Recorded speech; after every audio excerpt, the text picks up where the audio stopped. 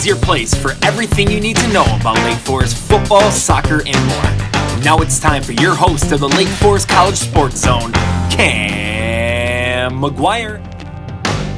It's that time of the week again, and how are we doing, Forester fans? As always, your host, Cam McGuire, with you of Lake Forest College Sports Zone. Glad to have you watching episode number 5.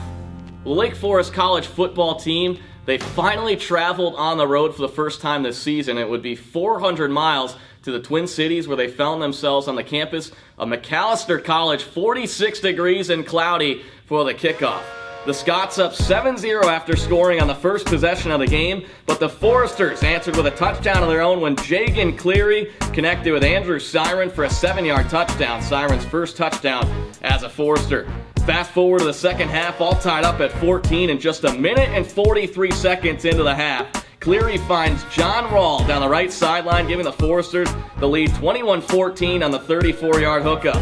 Just under 7 minutes in frame number 3, Foresters marching their way down the field, but Cooper Tunak showing off the vertical, pulling down his first interception. Jagan Cleary had not thrown a pick in his last 179 pass attempts. On the ensuing drive, Cody Petrich would complete his second straight 16-yard pass to Jack Strybeck, this time for 6 points. The extra point was good and tied it all up at 21. Forester offense goes 3 and out, and all it took was 5 plays, 41 yards, and 2 minutes for the home team to pull ahead on Petrich's 4th touchdown toss of the day. Foresters get the ball on their own 22, down 28-21. A 27-yard dime from Cleary to Rawl puts the Foresters on the other side of the 50. Then a costly 15-yard face mask penalty assessed to the home team, and 3 plays later, Alex Adams bulldozes his way into the end zone. So it's 28-27 in favor of the home team now with 3:35 to play. And the play of the game would come from sophomore Jared Borney, as he is able to block the PAT and deny the Foresters from tying the game. McAllister was able to eat away the clock the rest of the game with just over 3 minutes to play. And unfortunately for the Foresters, that blocked extra point would prove to be the difference as they fell 28-27. Their overall record now 2-2 on the season. Let's take a look at it by the numbers. Both teams were just south of 50% on third down conversions. McAllister held the edge in offensive yards, 435 to 355. But look at this. 59 offensive plays for Lake Forest and 72 for McAllister. Lake Forest was outpossessed by McAllister 15 minutes, and it was the 3rd time this season that the Lake Forest offense had been outpossessed. Let's take a look at it from the quarterback standpoint. Cody Petrich led the way on the QB side, 300 yards and 4 touchdown passes, as well as 55 rushing yards. Jagan Cleary, 251 yards through the air, 2 touchdowns, and that 1 interception, as we mentioned. On the running side of things, Alex Adams and Nick Edlin in the backfield with 1 touchdown apiece. Ted Crane had a career-high 9 catches for 104 yards. John Rawl, also another big game, 3 catches, 86 yards, and that 1 touchdown. He is now averaging 20.35 yards per catch this season. Defensively, Jordan McEnray, 9 total tackles for the Foresters, 5 of which were for loss, 3 sacks, and 2 forced fumbles. A career day for the Liberty, Illinois native. Foresters go back on the road this Saturday facing Knox College. It was a nail-biter last season at Farwell Field, a 28-21 win on homecoming day for Lake Forest. We'll see what happens this Saturday as the Foresters trying to get above that 500 hump. Well, one season is over for one of the golf teams here, and that is the men's team. At least the fall season is over. They have a lot to be proud of, and one player that has a lot to be proud of is Ricky Schmidt, who edged himself in the record books this past Thursday. Let's take a listen here from Ricky Schmidt. Ricky, first of all, congratulations. A 68 4 under par this past Thursday at the Elmhurst Fall Invitational. How'd you do it? Well, it got off to a slow start. Shot 1 over on the front 9, and after that, I kind of started getting things rolling on the back 9, had back-to-back birdies and made an eagle, and it was good. So shot 31 on the back, and it was fun. On the grand scheme of things, a conference-leading 75 scoring average this fall for you personally. Talk about the preparation leading into this fall season, a couple things that you worked on this summer. Yeah, I put a lot of time into my game this summer. It was kind of now or never with, being a senior and stuff, and I really wanted to do as best I could for my team and, try and get us to get some momentum heading into the spring. Talk about your team. Let's look at it from a team standpoint here. We touched on your individual success. You guys had one tournament win this season so far. How do you think the team overall did perform this fall? I think we did okay. It's not where we want to be right now as a team per se, but I think we can take a lot of good things away from the fall, and I think moving in the spring we have a lot of things to draw off of. Moving into the spring, obviously the main season for the men's golf team. What does the off season look like? Was there preparation wise heading into next season or next spring? Pardon me. So you guys are ready to roll when the conference tournament comes around.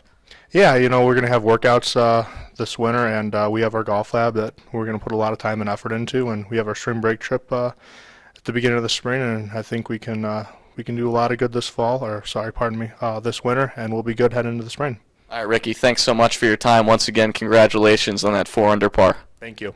Well, the men are done this fall until they start up again this upcoming spring, but the women are still participating. They actually have their Midwest Conference Championship Tournament this Friday, Saturday, and Sunday at Aldine Golf Club in Rockford, Illinois. They played last Sunday in the Aldine Preview and finished second out of 5 teams. Well, the women's soccer team, I sound like a broken record over and over again, but they just can't put the ball in the back of the net this past weekend in Iowa. They were shut out by Grinnell 1-0, and then the following day were shut out 2-0 against Cornell College. They outshot Cornell 18-10, highlighted by Susie Baca and Julia Larson, each with 4 shots apiece. But like we said, they just couldn't get the ball in the back of the net.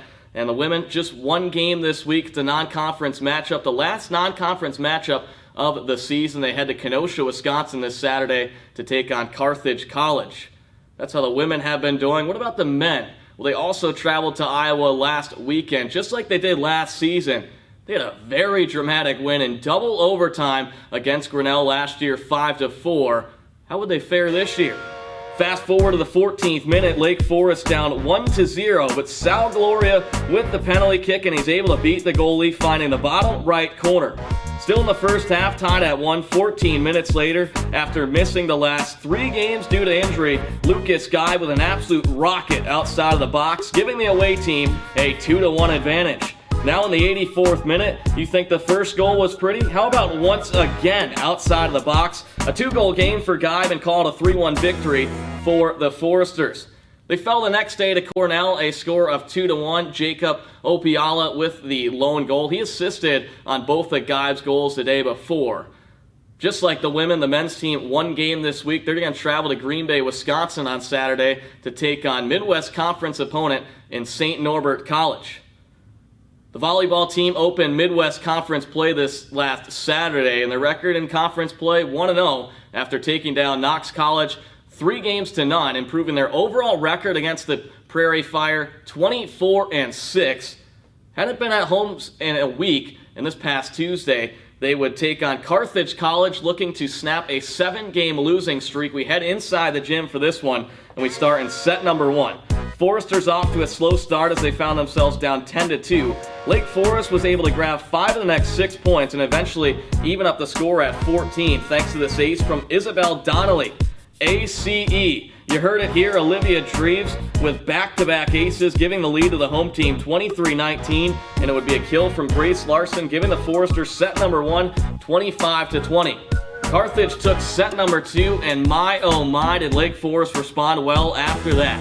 Foresters get off to a huge lead 8-1 in set number 3, but wait a minute, Carthage gets within 1 at 11-10 and on an LFC attack error to make things interesting. The Lady Reds kept fighting, closing within 1.5 more times in the set, the last one right here at 24-23 on a Forester ball handling error.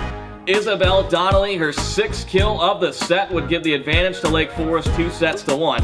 But after the Lady Reds easily took set 4, 25-16, the Foresters would be headed to their 5th set match of the season. The final set was back and forth from the beginning. Carthage tied it up at 7 on a kill from Kalia Johnson. They would grab 8 of the next 12 points, and the Foresters' 29th attack error of the night would give them the short straw, falling for the 7th time in 5-set decisions. Their overall record now on the season, 8-11. Obviously, they've dropped 7 5-set matches this season. Last year, they only played in 5-set matches, and the year before, also only 5. The women are 1-0 in conference play, and on this Friday, they have their Red Out game and then they will also play at home on Saturday. Well, that's all the action we're going to bring you this week inside Lake Forest College Sports Zone. As always, stay up to date with Lake Forest College athletics at GoForesters.com. For myself, Cam McGuire, Go Foresters.